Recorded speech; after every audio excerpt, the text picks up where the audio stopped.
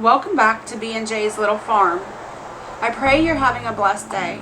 If you're part of our Little Farm fam, please hit the roll call button, which is the thumbs up button, the like button. That's your way of supporting us. If you feel our channel is a part of your life and you have the desire to give back in some way, this is one of the ways you can do that. Also, subscribing to the channel helps. If you want to know when our videos come out, make sure to have your notification bell on. Check out our links down below in the description box for more information. Here I just came in from harvesting some wild edibles and some herbs. I have gathered together some plankton, some jewelweed, and also some sage.